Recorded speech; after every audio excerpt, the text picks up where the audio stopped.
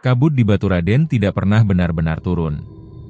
Ia muncul, perlahan, tanpa aba-aba, seperti makhluk hidup yang tahu kapan harus menutup mata manusia. Mobil Avanza tua berwarna abu-abu merayap pelan di jalan menanjak.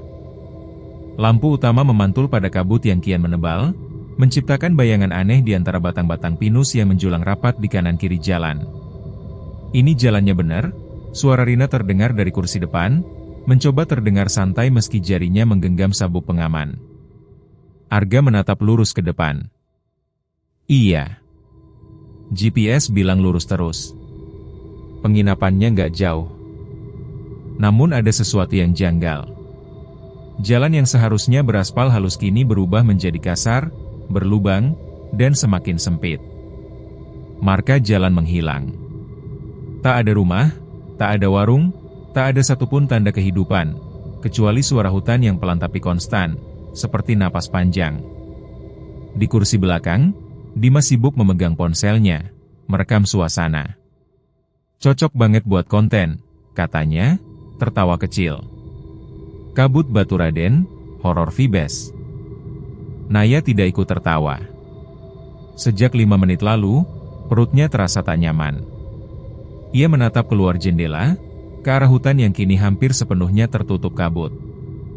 Aku kayak, diawasi, gumamnya. Arga menurunkan kecepatan. Tepat saat itu, bunyi kentongan terdengar. Tok. Tok.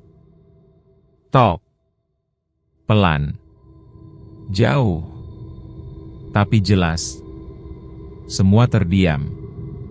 Dengar, kan? Rina berbisik. Dimas menghentikan rekaman. Itu dari desa? Arga menggeleng. Jam segini? Tengah malam? Kabut makin rapat, menyapu jalan hingga jarak pandang tinggal beberapa meter. Arga memicingkan mata, berusaha membaca jalan. Setir terasa berat, seolah mobil sedang menanjak meski jalan tampak datar. Kemudian, jalan bercabang. Padahal menurut GPS, seharusnya tidak ada percabangan. Layar ponsel Arga berkedip, lalu gelap. Sinyal hilang. Arg, suara Rina bergetar. Belum sempat Arga menjawab, mesin mobil mati. Keheningan jatuh begitu tiba-tiba hingga telinga terasa berdenging. Di luar, kabut bergerak pelan, bergulung seperti asap dari tanah. Tok. Tok. Tok. Kentongan kini terdengar lebih dekat. Naya menelan ludah. Itu, makin dekat, ya? Lampu dashboard menyala kembali. Mesin hidup dengan sendirinya. Arga refleks menginjak gas. Mobil bergerak ke arah kiri, ia bahkan tak sadar memilih jalur mana. Jalan menurun tajam.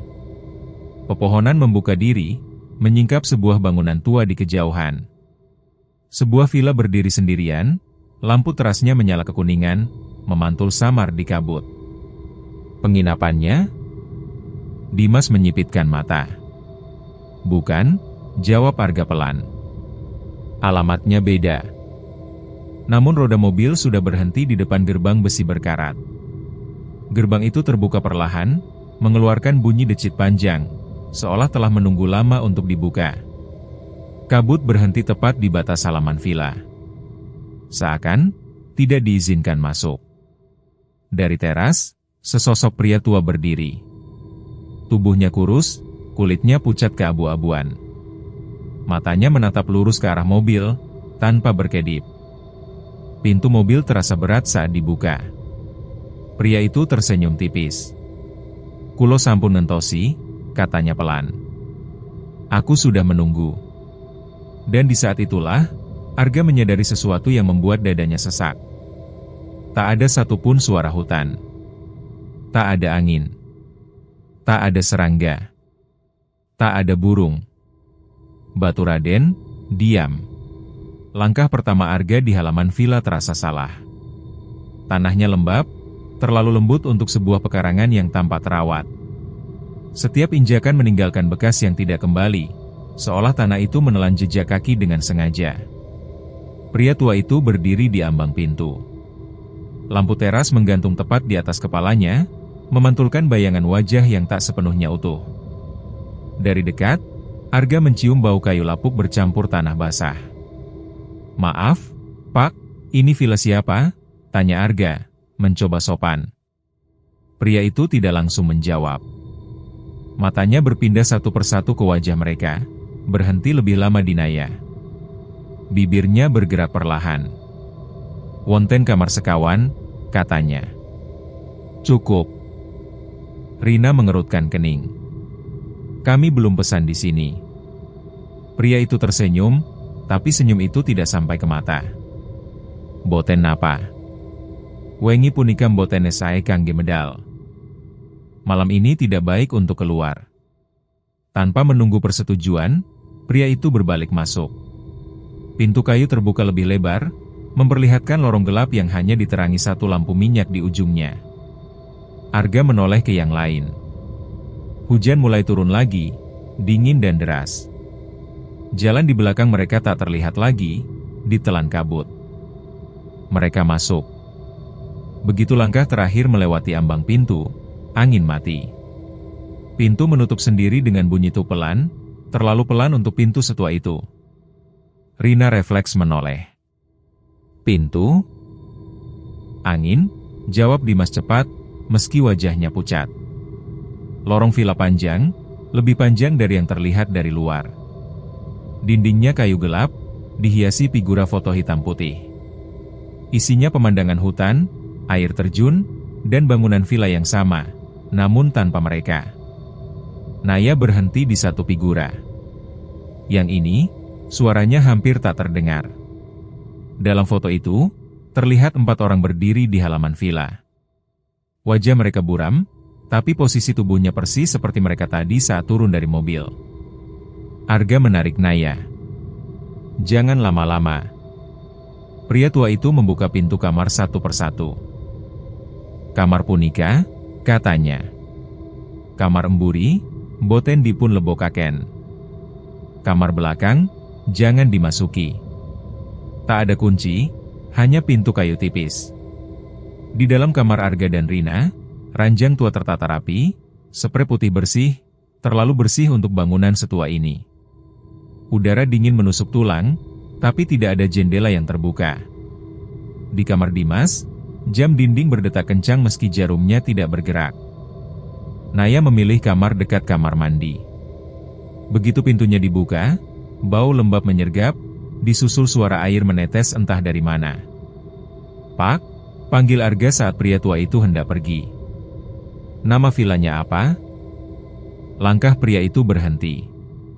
Ia menoleh perlahan. "Nama, boten perlu," katanya lirih. "Sing penting, eling lan waspada."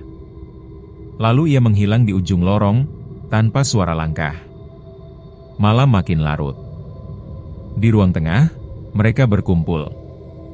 Dimas mencoba menyalakan ponsel. Tak ada sinyal. Jam menunjukkan pukul 23.47, dan tak bergerak lagi. Tiba-tiba, tok. Suara dari dalam dinding. Tok. Rina menegakkan badan. "Itu apa?" Tok. 3 kali. Teratur. Seperti ketukan dari balik kayu. Naya menutup mulutnya. Itu dari kamar mandi. Lampu berkedip. Udara mendadak dingin, jauh lebih dingin dari sebelumnya. Dari arah kamar mandi, terdengar suara air mengalir deras, padahal tak ada yang membukanya. Di balik pintu kamar mandi, bayangan kaki terlihat, diam, menghadap keluar. Dimas menelan ludah. "Nai, kamu di dalam?"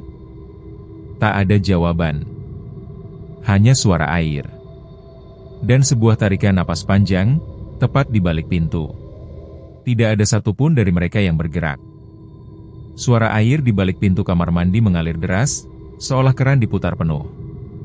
Bayangan kaki di balik pintu tetap diam, tidak bergeser, tidak bergoyang, terlalu lurus untuk disebut manusia yang sedang berdiri santai. "Naya," suara Rina gemetar. Jawab, Nai. Tok. Ketukan terdengar lagi. Kali ini bukan dari dinding, melainkan dari pintu kamar mandi itu sendiri. Arga berdiri perlahan. Jantungnya berdetak keras, nyaris menenggelamkan suara apapun di ruangan itu. Ia melangkah mendekat, setiap langkah terasa berat. Kalau ini cuma bercanda, stop sekarang, katanya, meski ia tahu itu bukan bercanda. Tangannya menyentuh gagang pintu. Dingin. Bukan dingin logam, melainkan dingin seperti menyentuh batu basah di kuburan. Dengan satu tarikan cepat, Arga membuka pintu. Air berhenti. Kamar mandi kosong. Tak ada Naya. Tak ada siapapun. Lantai kering, tak setetes air pun menggenang. Keran tertutup rapat. Namun cermin di atas wastafel berembun tebal, seolah baru saja seseorang bernapas lama di hadapannya. Rina menjerit kecil. Tadi, airnya. Dimas menunjuk cermin. Tulisan. Di permukaan embun, muncul goresan samar, seolah ditulis dari dalam kaca. Ajeng. Naya menjerit dari arah lorong. Arga. Rina A. Suara itu datang dari ujung villa, dari arah kamar yang tadi dilarang untuk dimasuki. Arga berlari lebih dulu. Lorong terasa lebih panjang dari sebelumnya. Lampu minyak di ujung bergoyang pelan, padahal tak ada angin. Di depan pintu kamar belakang, Naya terduduk di lantai. Wajahnya pucat, matanya membesar ketakutan. Ada yang manggil aku, katanya terbata. Suaranya mirip ibu aku. Rina memeluknya. Kamu kemana? Tadi kamu gak di kamar mandi? Naya menggeleng keras. Aku gak kemana-mana. Aku cuma kedip. Terus aku ada di sini. Arga menoleh ke pintu kamar belakang. Pintu itu sedikit terbuka. Ia ingat jelas, tadi pintu itu tertutup rapat. Dari dalam kamar, tercium bau menyengat, bunga melati bercampur tanah basah dan darah lama. Dimas tanpa sadar mengangkat ponselnya dan merekam. Layar ponsel menyala, tapi yang terlihat bukan kamar. Di layar, mereka berdiri di halaman villa.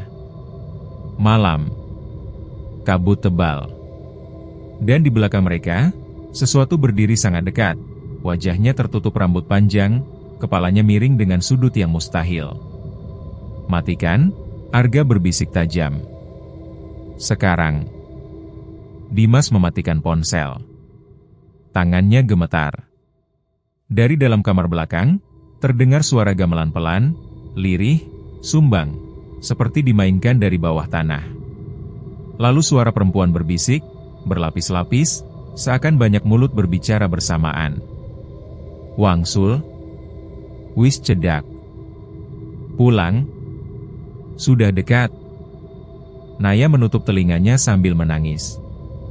Dia bilang aku harus tinggal. Katanya, aku cocok.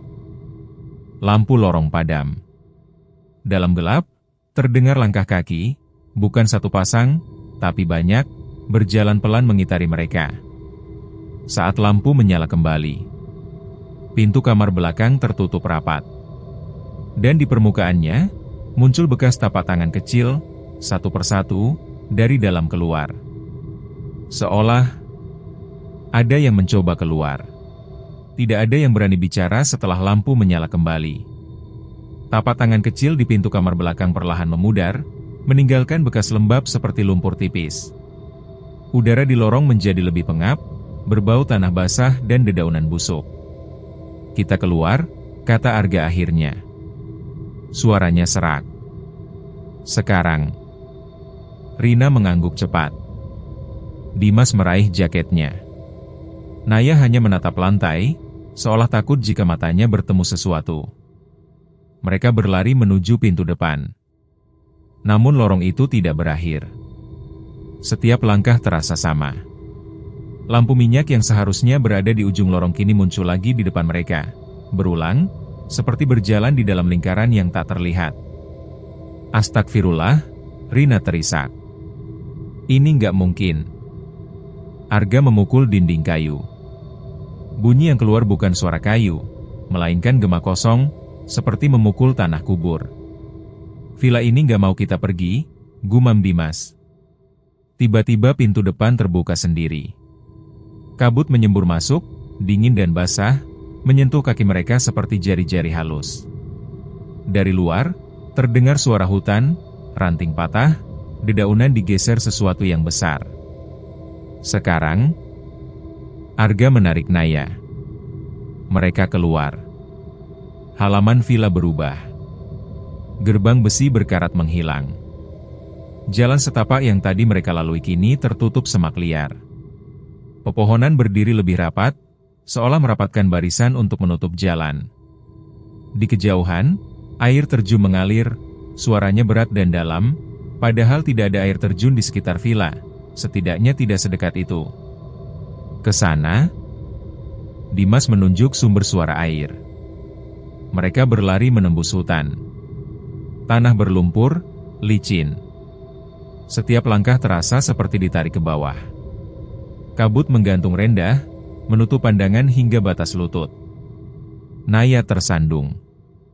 Saat Arga membantunya berdiri, ia melihat bekas kaki kecil di tanah, bukan milik Naya. Jumlahnya banyak. Mengelilingi mereka. Rina menutup mulutnya. Ada yang ikut. Di depan, kabut membuka jalan menuju sebuah jembatan bambu tua. Sungai di bawahnya hitam pekat, mengalir tanpa suara. Di tengah jembatan, berdiri seorang perempuan berkebaya hitam. Rambutnya panjang, menutupi wajah. Tubuhnya terlalu tinggi, lengannya menjuntai hampir menyentuh lantai bambu. Ia tidak bergerak. Jangan lihat matanya, bisik Naya tiba-tiba. Dia bilang, kalau lihat, kita nggak bisa pulang. Perempuan itu mengangkat kepalanya perlahan. Rambutnya terbelah. Tidak ada mata. Hanya lubang gelap yang dalam, seolah wajahnya adalah pintu menuju sesuatu yang lebih tua dari hutan itu sendiri. Arga mundur. Jantungnya serasa berhenti. Dari balik pepohonan, muncul sosok-sosok lain, bayangan manusia dengan kepala terkulai, berjalan terpincang, mengelilingi mereka tanpa suara. Kentongan berbunyi lagi. Tok. Tok. Tok. Kali ini tepat di belakang Arga. Ia berbalik. Pria tua penjaga villa berdiri di sana, kini tanpa senyum. Matanya hitam pekat, mulutnya bergerak pelan. Boten sedaya saget wangsul, katanya. Tidak semua bisa pulang. Tanah di bawah kaki Naya retak. Tangan-tangan hitam muncul dari dalam tanah, melilit pergelangan kakinya. Naya menjerit, mencakar tanah, menatap Arga dengan mata penuh ketakutan. Arga. Tolong. Arga menariknya sekuat tenaga. Jembatan bambu berderit keras. Kabut menutup segalanya. Dan di tengah kekacauan itu, suara perempuan berkebaya hitam terdengar jelas di telinga mereka. Pilih siji. Pilih satu. Suara itu tidak datang dari satu arah. Ia bergaung dari tanah, dari kabut, dari dalam kepala Arga sendiri. Tangan-tangan hitam yang melilit kaki Naya menarik semakin kuat. Kukunya mencengkeram tanah berlumpur, meninggalkan bekas panjang yang segera tertelan lumpur. Jangan lepasin, teriak Rina sambil menarik lengan Naya. Arga menggertakkan gigi, seluruh tubuhnya menegang. Ia menarik Naya sekuat tenaga, tapi tanah di bawahnya terasa hidup, menelan, menahan, menolak. Dimas berteriak, kalau kita semua mati di sini, nggak ada yang pulang. Kalimat itu menghantam Arga lebih keras dari teror apapun. Kentongan berbunyi sekali lagi. Tok. Tanah berhenti bergerak. Tangan-tangan itu melepaskan Naya, namun tidak kembali ke dalam tanah. Mereka berdiri kaku, menunjuk ke arah Dimas. Kabut di belakang Dimas menebal. Dimas menoleh. Wajahnya berubah pucat saat ia menyadari sesuatu berdiri sangat dekat di belakangnya. Bercanda, kan? Suaranya bergetar. Bayangan itu merangkul Dimas dari belakang. Bukan memeluk, melainkan mengunci. Dimas menjerit, mencoba melepaskan diri, tapi tubuhnya terangkat perlahan, kakinya menggantung. Wajahnya memucat, urat-urat leher menonjol. "Arga," teriaknya. "Jangan tinggalin aku." Arga melangkah maju satu langkah. Perempuan berkebaya hitam mengangkat satu jari. Tanah di bawah kaki Arga retak, menunjukkan lubang gelap yang dalam. Satu langkah lagi, dan ia jatuh. Rina menjerit, menarik Arga ke belakang. "Kalau kamu mati, semuanya sia-sia." Tangisan Dimas pecah menjadi suara serak, lalu terputus. Kabut menelan tubuhnya. Kentongan berhenti. Hutan kembali sunyi. Naya jatuh berlutut, menangis histeris. Rina memeluknya, gemetar hebat. Arga berdiri kaku, menatap kabut tempat Dimas terakhir terlihat. Di tanah, tertinggal ponsel Dimas. Layarnya menyala. Video terakhir masih terbuka. Mereka menonton dengan napas tertahan. Dalam video itu, villa terlihat jelas di siang hari. Cerah. Normal. Di teras berdiri pria tua, lebih muda, bersama beberapa warga desa. Di tengah halaman, 4 orang diikat. Wajah mereka mirip, mereka. Seorang perempuan berkebaya hitam berdiri di depan, memegang kentongan.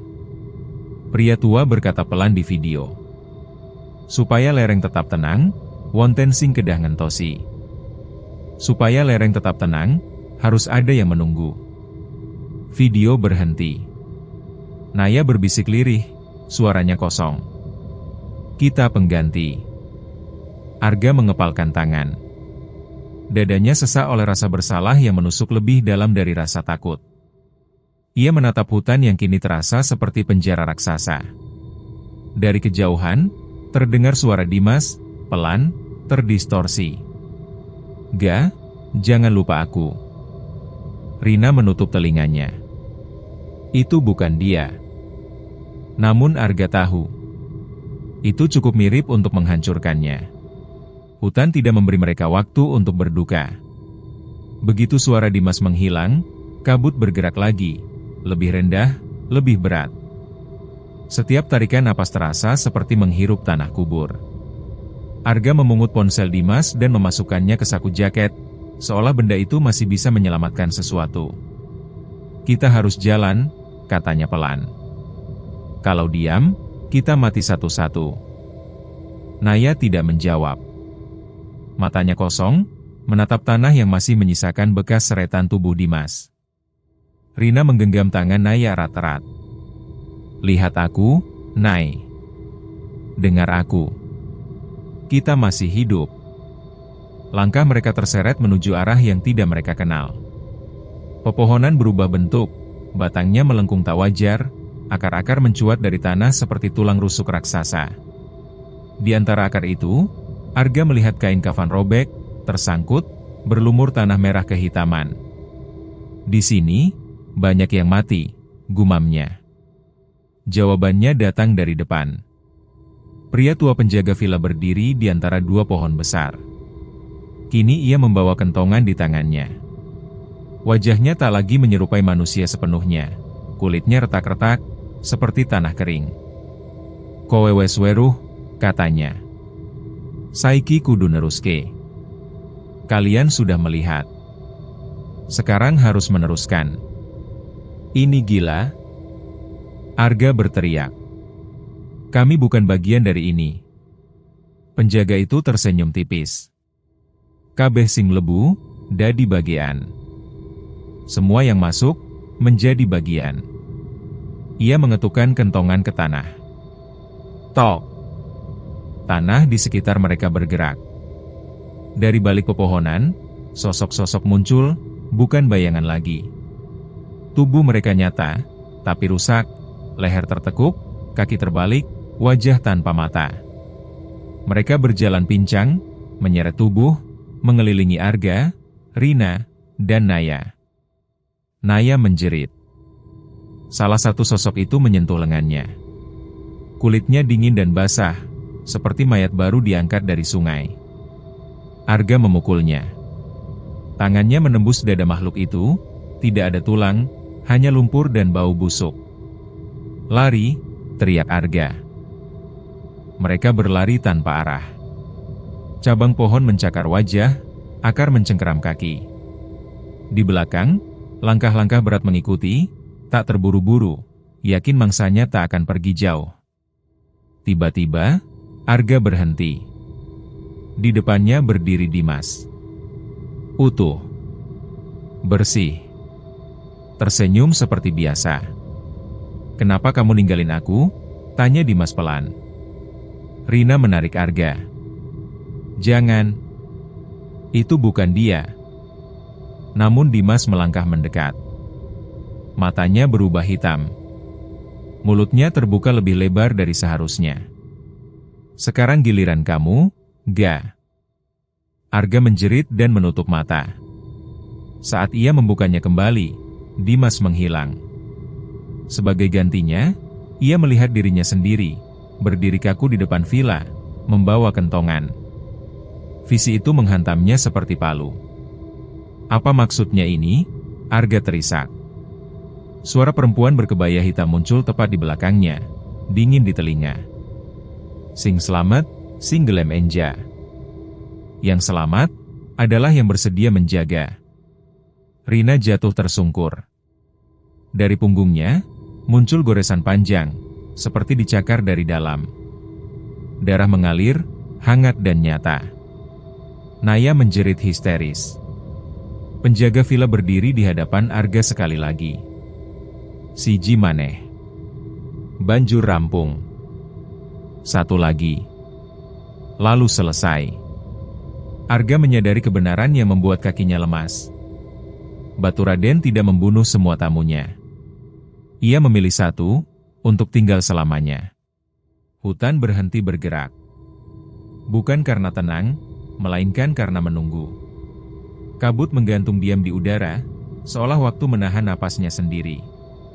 Sosok-sosok rusak di antara pepohonan berdiri kaku, menunduk, memberi jalan menuju halaman villa yang entah bagaimana kembali muncul di hadapan mereka. Villa itu kini terlihat lebih tua. Kayunya menghitam. Atapnya melengkung turun, seperti punggung makhluk yang telah menua karena menanggung beban terlalu lama. Rina terbaring lemah di tanah. Napasnya pendek-pendek, darah mengalir dari punggungnya, membasahi tanah. Ga, bisiknya. Aku dingin. Arga berlutut di sampingnya, tangannya gemetar menekan luka itu, sia-sia. Luka itu tidak seperti luka biasa. Dagingnya menghitam di tepi, seolah dimakan dari dalam. Naya berdiri beberapa langkah jauhnya. Wajahnya basah oleh air mata, tapi matanya kosong. Aku dengar lagi, katanya pelan. Dia manggil namaku. Perempuan berkebaya hitam berdiri di teras villa. Kini wajahnya terlihat jelas, kulit pucat, retak halus seperti porselen tua. Rambutnya terurai, menyentuh tanah. Di sampingnya, penjaga villa menunduk hormat. Waktune rampung, kata perempuan itu. Waktune milih. Waktunya selesai. Waktunya memilih. Tanah di halaman villa membelah menjadi 3 jalur. Jalur pertama, menuju pintu villa. Jalur kedua, menuju hutan gelap tanpa ujung. Jalur ketiga, lubang hitam yang menganga, berdenyut seperti jantung. Pilih siji, ulang perempuan itu. Arga berdiri terpaku. Kepalanya penuh suara, jeritan Dimas, tangisan Naya, napas Rina yang semakin lemah. Penjaga villa mendekat. Sing lebu villa, dadi penjaga. Sing lebu alas, ilang. Sing lebu peteng, rampung kabeh. Masuk villa, menjadi penjaga. Masuk hutan, hilang. Masuk kegelapan, semuanya berakhir. Kalau aku masuk villa, suara Arga parau. Mereka bisa pulang? Perempuan itu tersenyum, senyum yang tidak membawa kehangatan. Siji wae sing bali. Liyane, tetap. Satu saja yang kembali. Yang lain, tetap. Rina membuka mata dengan susah payah. Ga, jangan jadi seperti mereka. Naya melangkah maju tiba-tiba. Aku yang tinggal. Semua terdiam. Naya menatap Arga, lalu Rina. Sejak awal, aku yang paling sering dipanggil. Aku yang cocok, katanya. Biar selesai. Nay, jangan. Arga menggenggam tangannya. Naya tersenyum kecil, senyum pertama sejak mereka tiba di Baturaden. Kalau aku nggak balik, jangan cari aku. Ia melepaskan tangan Arga dan berjalan menuju villa. Setiap langkahnya membuat tubuhnya berubah, kulitnya memucat, matanya menghitam, bayangannya memanjang ke tanah. Perempuan berkebaya hitam mengangguk puas. Namun sebelum Naya mencapai pintu villa, Rina menjerit dan mendorong Arga dengan sisa tenaganya. Pergi sekarang. Kabut meledak. Arga terseret mundur, jatuh ke jalur hutan. Tanah menelan kakinya, menariknya cepat. Ia menjerit memanggil nama mereka. Nama Rina. Nama Naya. Kentongan dipukul keras. Tok! Pandangan Arga gelap. Arga terbangun di pinggir jalan beraspal. Pagi. Langit cerah, burung berkicau, dan udara Baturaden terasa segar, terlalu segar untuk mengingatkan bahwa malam tadi ia nyaris mati. Beberapa warga desa berdiri mengelilinginya. Wajah mereka datar, seperti orang-orang yang sudah sering menemukan hal semacam ini. Mas, sadar? Tanya seorang bapak tua. Arga duduk terpincang. Kepalanya berdenyut. Jaketnya basah lumpur, tangannya kotor tanah merah.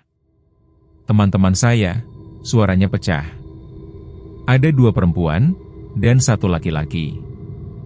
Warga itu saling berpandangan.